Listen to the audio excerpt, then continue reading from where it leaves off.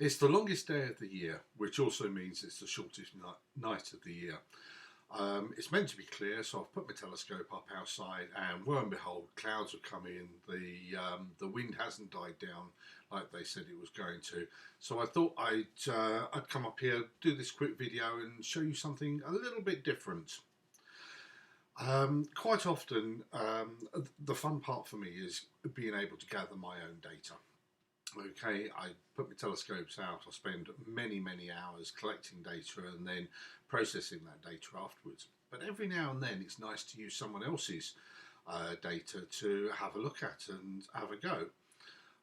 Today I'm going to show you very briefly. We're not going to go into a full processing mode here, but we are going to get some data from the Hubble Space Telescope, which is on the archives on the internet, freely available. We're going to download it and we're going to see what we can do with it. Okay, so the first thing that I want to say here is we're going to pick up one of Jupiter. Jupiter's such a wonderful target. The Hubble Space Telescope has some amazing archive images of Jupiter. You can scroll through all of them. We'll see some in a bit when we pick some off and try it. It's not very high resolution. There's almost always a couple of bits that need to be sorted with the data, but the signal to noise is absolutely fantastic. It comes as calibrated data, which is another bonus right from the word go, and it's very easy to play around with it and get some spectacular images. Now, the website as shown on the screen is the archive at H.S.T. The web address is shown on there if you want to take a note of that. That's where we'll be taking the data from. The processing software I'm going to use is PixInsight. Now I'm going to use PixInsight just for one process, which is to change the FITS files into TIFF files so that we can put them straight into Photoshop. But there's lots of free programs on the internet to be able to change FIT to TIFF. You may have your own program to be able to do it. We're going to be processing in Photoshop. I use CS6, but any Photoshop will do. If you haven't got Photoshop, then again, there's free software like GIMP that you can use. So you're not stuck if you haven't got Photoshop itself. The processes are basically the same. It's just finding out where the menu options are to be able to do that. As with all data that we use from other sources, do make sure that you keep all your copyright and credit the person that's taken the photograph as well. In my case with this, I'd credit the Hubble Space Telescope and the person who took the images. These people who are taking images off of Hubble spend a lot of money and a lot of time being able to do it. Don't try and steal their work. Just use it for a fun thing. If you're going to post it anywhere though, make sure you do credit the people involved. So let's get started. The first thing is to go into the website that I've shown you. I'll also put a link at the end of the video so you'll be able to see it again just in case you haven't written it down. Okay, this is the archive at the STSCI database. Now this is the screen that you'll come across. We've got quite a lot of information and things here that we can do. Do have a play around and have a look around.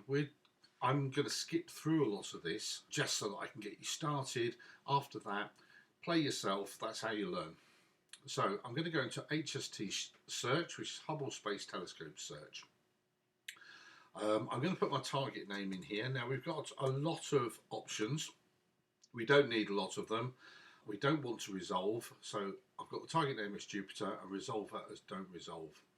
I'm going to pick a couple of the images, which are the cameras on the Hubble Space Telescope, that we're going to search for. So we're going to look at the wide field ones.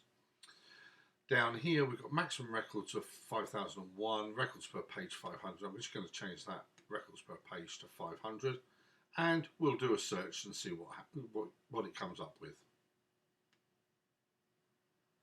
A couple of seconds have passed and hey presto, here we are at a list of all of the data that it's allowing us to have with the target name of Jupiter. And we'll just pick one to have a look at. And you can see here, it's a lovely little image that someone's taken here. It always has the name of the person down there. So this is Glenn Schneider, University of Arizona. It was taken on September the 19th, 2012 at 11:57. That's Universal Time. Quite often there's a couple of notes down here. So we've got and the instrument that you used, which was one of the wide field cameras. The other thing that it shows on here, we've got quite a lot of detail. It's quite a small image, but we'll be able to deal with that. But if you have a look down here, we've got the filter grating. Now it's very interesting to have a look at these filters, and you start getting to learn whereabouts these filters are. So 763 nanometers is what this is talking about. If I go over to a graph a minute, and we'll have a look at whereabouts that is on the scale. Right, here is a graph of the light and the different elements that will pick up from certain points within the light spectrum.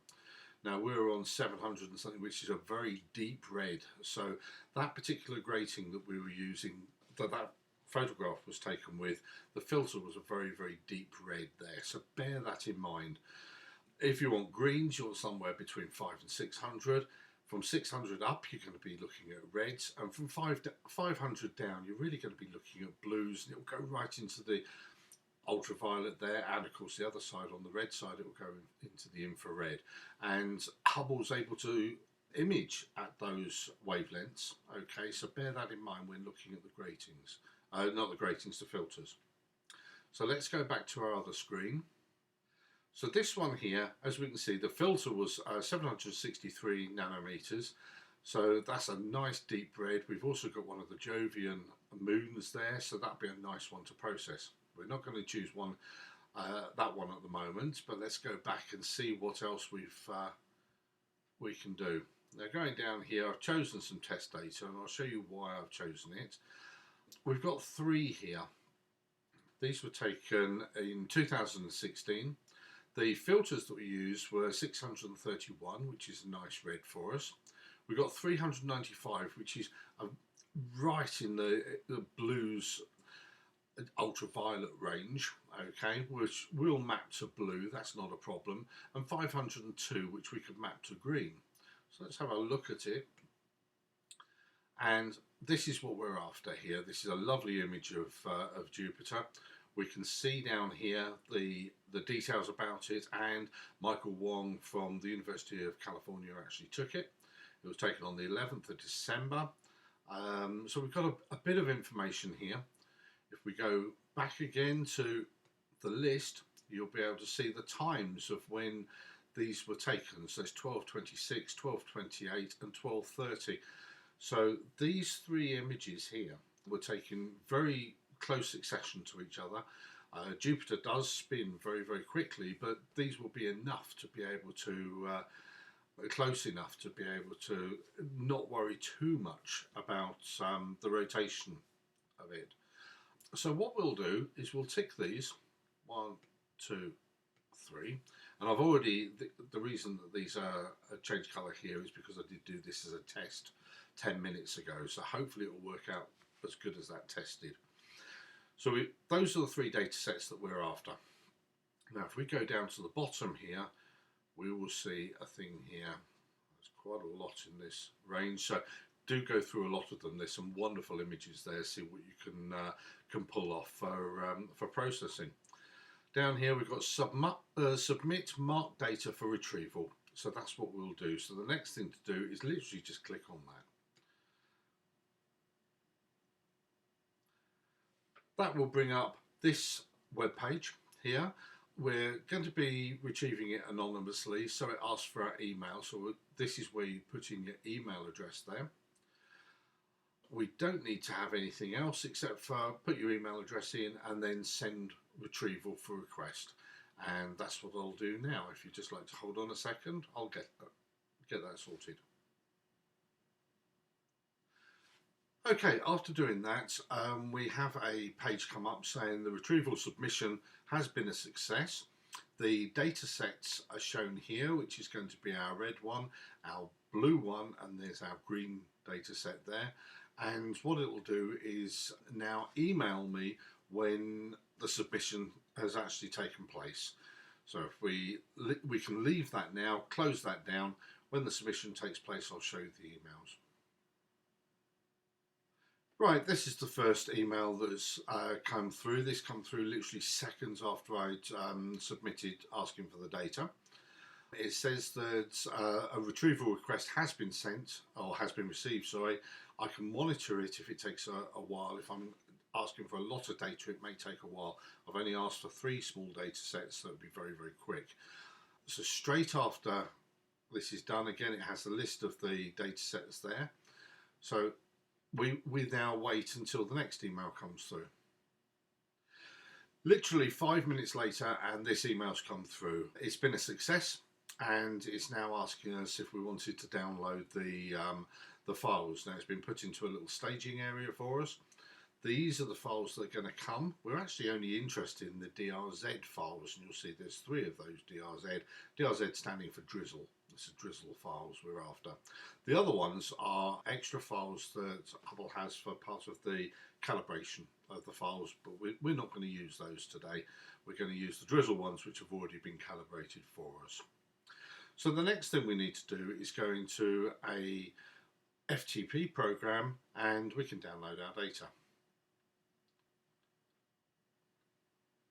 Now the FTP program that I'm using today is Yummy FTP. I've used it for many, many years, so it's a nice easy one for me to use. You can get free ones down off the internet again. You can even use your browser for getting FTP files. For now, I'm not going to go into downloading too much. I'm just going to show you on here. Have a look around Google if you do have a problem, if you've never downloaded from FTP before. Sometimes the first time it can be a little bit difficult. After then it'll be very easy. So in that last email we got a path for where our data is. So I'm going to paste that in. And the next thing that you've got to do is in the password, put in your email address that you used for the data request in the first place. Once you've done that and connected, over on the left hand side here, this is my directory on my hard drive, okay, and I've created a directory called H.S.T data, okay, nothing in it at the moment. And over on the right hand side, this is the server where our data is held. Now we can pick up whichever files we want. We can highlight the lot if we wanted, but I'm not going to do that. We just want the drizzle files, so I'm going to download that drizzle file there. And as you can see, now that's been copied straight over, and I've had a nice little download thing here to say that one's come in. I'm also going to pick this one here and this one down here. And there are the 3 files downloaded on my computer, all 13.6 megabytes each. That's absolutely fine. We don't need the FTP program anymore. So the next thing just out of interest, these files will disappear over a couple of days. So they're only there for a certain period of time and then they go. So it's best if you request some data and they put it into a staging area to then take that data off as soon as you possibly can, because it will go. Okay, so the next thing we want to do is translate these FITS files here into TIFF files so we can use them. And for that, I'm going to go into PixInsight. Now I'm in PixInsight. We're going to go File, Open, and I'll open those 3 files up.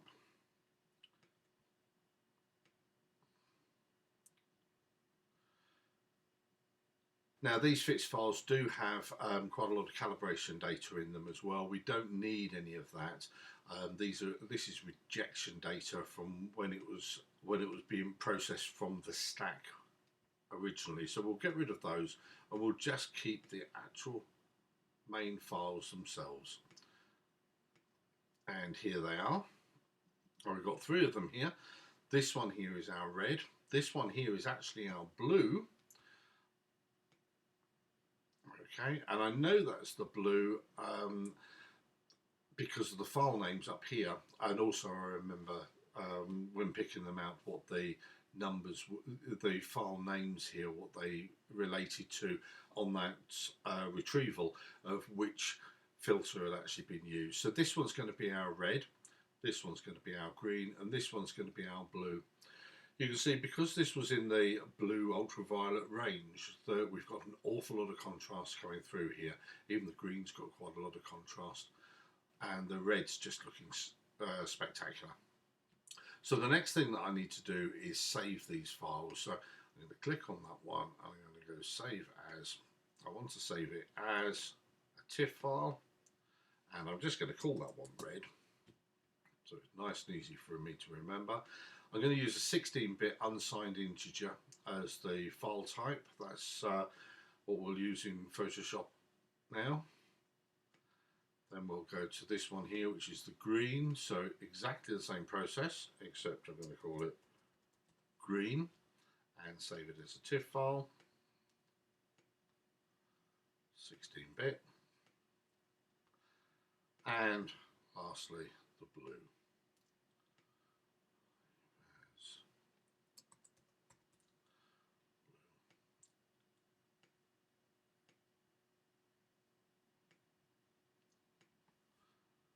Now I've saved those files, that's all I wanted to use PixInsight for, so I'm just going to shut that down and we'll now go into Photoshop. Right, we're now in Photoshop, so I'm going to open up those three files. We've got the blue, the green, open those, and file, open the red. Okay. There's our red, there's our green, there's our blue. A couple of things we're going to do first of all. I can see we've got a bad pixel on that blue one there, so I'm going to zoom in on it, and I'm going to use a healing brush here, healing tool, and just going to get rid of that. So anything else that's a bit funny on here? Yes. Now we've got a complete line going right the way down here.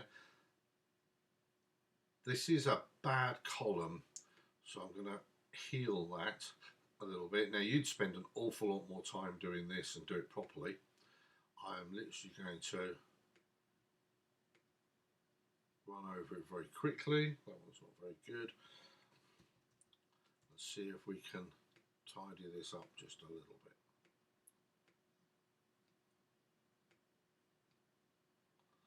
I haven't done a very good job of it.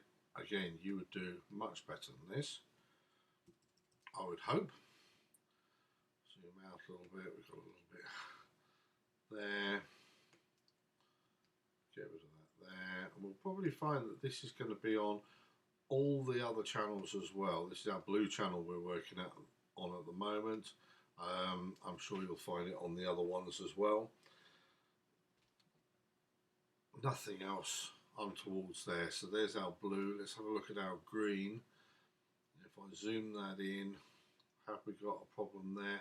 Yes, we have. I can see it there. So we'll clear that. We can definitely see it down here.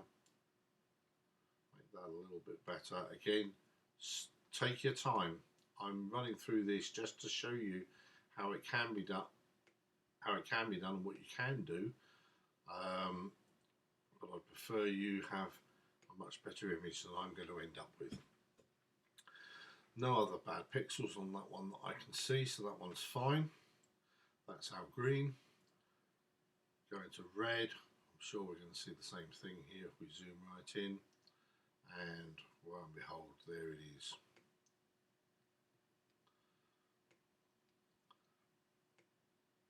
Now, as I've said, very bad job I've done here, but you get the gist. Those, any other bad pixels around here, you do find them every now and then. There's one there, I think.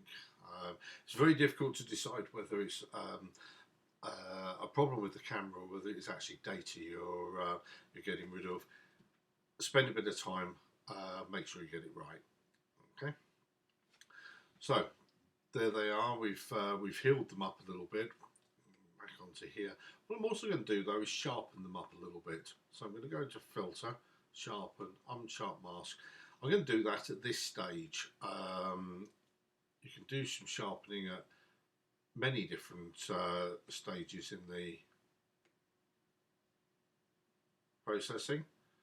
Don't want to go too far, but that looks quite nice on there. You can actually make these things cartoony by going too far over. Okay, so be careful when you're sharpening. Don't overdo it.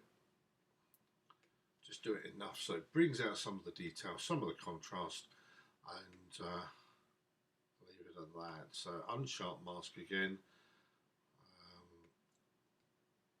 Do that green just a little bit more there. That's fine. And now blue. Unsharp mask. That's going a bit too far. So bring it back a little bit. Back a little bit more. May even change the radius on that a little bit. There you go. It's bringing out some of that bit in the middle there, which is nice. So we've now got our blue, green and red that have been sharpened up a little bit. Next thing, I'm going to select all. I'm going to go into edit and I'm going to copy all of that. Okay, we want to create a new file. So go into new. It'll automatically pick up from the clipboard, so it's picked up the width and the height of the image that I've got behind there. It does say it's grayscale. I don't want grayscale, I want colour. We're now going to be putting the red, green and blue together, and I'm going to call this Jupiter Merge because we're merging the colours together. Create that. We've got the wrong background on there, but that doesn't matter too much. All I'm going to do is edit and paste. And there's, no, I'm not going to edit and paste, that's a silly thing to do. I'm going to go into channels here. We go into, click onto the channels. We've got the red, green, blue channels here, or RGB, which would be the whole lot. We're only looking at the red one because it's the red one that I'd copied from here. Still in the clipboard at the moment, so I'm going to paste that into the red side.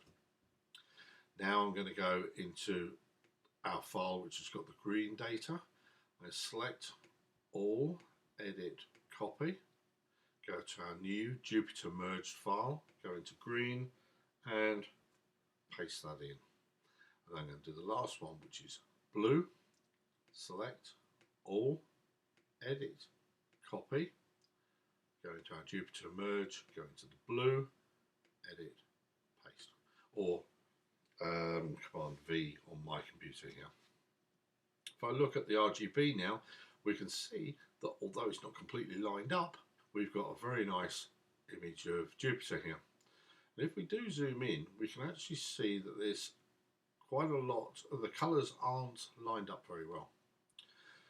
We're staying in the channels here. I'm going to turn off red and the green at the moment just so that I've got blue. Okay, I'm actually going to highlight green and blue. Highlight the green, have the blue there as well. And you can see there is a change of where they are. If I turn off the green and turn it back on again, you can see that jump of the rotation of Jupiter between the frames. So what I want to do is line those back up again. So I'm going to highlight the green.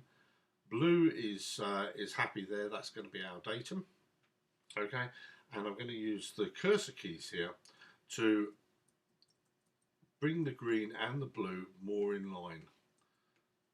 So I'm just moving the green and you can see some change in the clouds, but that's pretty well lined up. Now I'm going to turn off the green and turn on the red. It's the red I'm going to highlight now, and by turning the red on and off you can see again there's a big movement there. So I'm going to use my cursor keys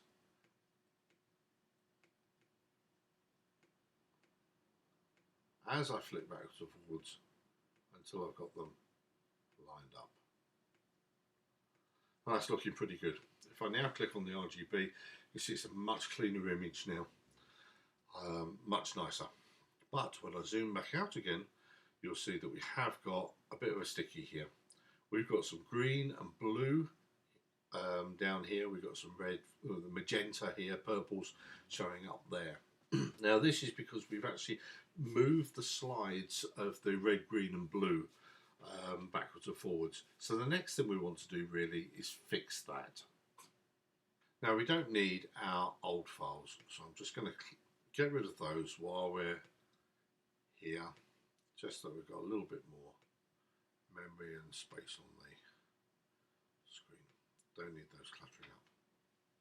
Okay, go on to layers now, because we're going to be dealing with the layers itself, and I'm going to make a copy. Always make a copy.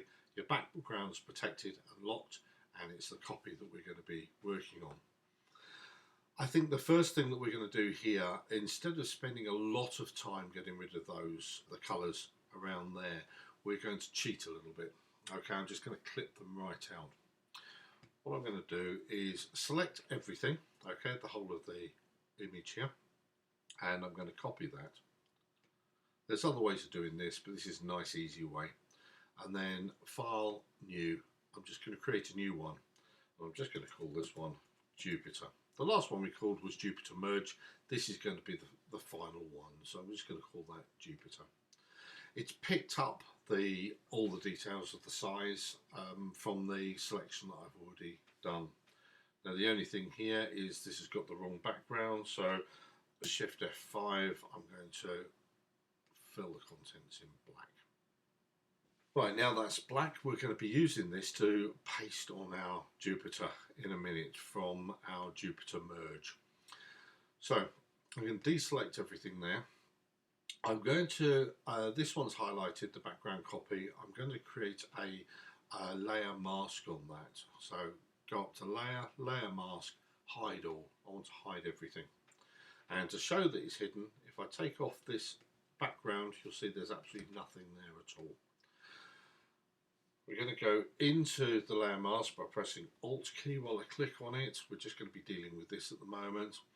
And on your toolbars here, if you haven't got this open, you'll have to open up your toolbars on the side from the menu.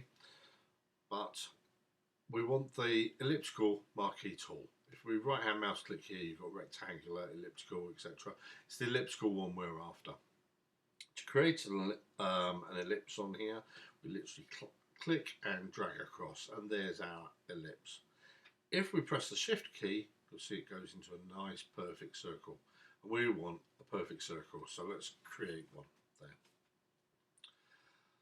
I'm going to go onto our selection and move tool there, and I'm going to click on the Jupiter we've got there, just to bring up the background so we can see our selection against the background. There's our selection. You see it's in the wrong place, wrong size.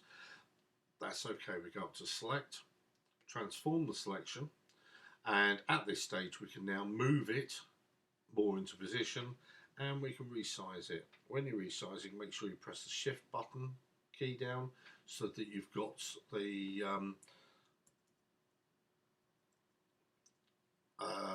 you've still got a nice perfect circle. And you can see what I'm doing here. I'm actually clipping out this red here, this blue and this green here. Okay, it's not the perfect way of doing it, but for this video it's a very quick way of doing it. Okay, once I've got it, I select that. That's okay, that's good. So commit to that. Every time you make a selection, always feather it. So in Select, Modify, Feather. We don't want a large feather on this, so I'm going to choose something like 5. I'm going to choose 5. And that's now feathered. I'm going to Edit, Copy. So that's copying everything in that selection there. I'm going to go to my new image here, and I'm just going to paste it. And you can see I haven't got a hard edge around here. This is because I used the feather, but I've got a perfect Jupiter as opposed to this one here, which has got an offset of the colours either side. Now we can still see a slight bit there of the red, the magenta, and maybe a little bit of the green there. I'll deal with the magenta because the magenta is a little bit unsightly. What I'm going to do is flatten this image and go down here to my lasso tool, and all I'm going to do is do a selection just around where the red is here. Make sure you close your lasso tool off. One thing I forgot to do, I've only got my background there. I need to make a copy of that, otherwise this won't work. It's the background copy that we're going to be working on, not the locked layer. Okay. Once I've made my selection, always feather them. So this time we're going to go back onto 25. That's a good one. You can see that I've selected that bit there with a nice feathered edge. I'm going to copy that. And when I paste it, you'll see that another layer will create over here. So edit, paste, and I've now got another layer. That particular layer is just of that bit we've copied there with the problem with the magenta. Okay, it's that layer I'm going to be working on. Go up to Image, Adjustments, Hue, Saturation. In here we've got the colours. It's the reds I'm going to be dealing with, and I'm just going to bring down that saturation a little bit. I can go a little bit silly there. I just want to bring it down slightly just to remove a little bit more of that hue.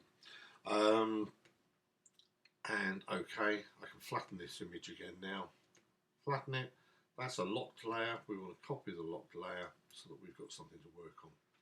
And you can do that a couple of times. You can lasso this around again a little bit more and reduce it a little bit more, maybe go into the magentas and remove some of the magenta. Let's have a go at that. Did the reds last time, so it's only fair. Make sure we close the lasso tool. Make sure that we feather the edges. Okay, copy that. Paste that. This one we're going to be working on, this layer. So Image, Adjustments, Hue, Saturation. This time, was it the reds we used last time? I think it was. And we can use it a little bit more this time. Get rid of that magenta as well. I'm going to flatten the image. Create another one there, because what I am going to do is just sharpen it up a little tiny bit more. So select filter, here we go, sharpen, unsharp mask. It's going to be far too much. I'm going to turn the radius down here to something around 2. Still too much there. Just want a little tiny bit about there. That looks good. At this point you can do a couple of things. I can change the vibrance just slightly. If I want to, just to bring up the colours a little bit more. That's pretty much it.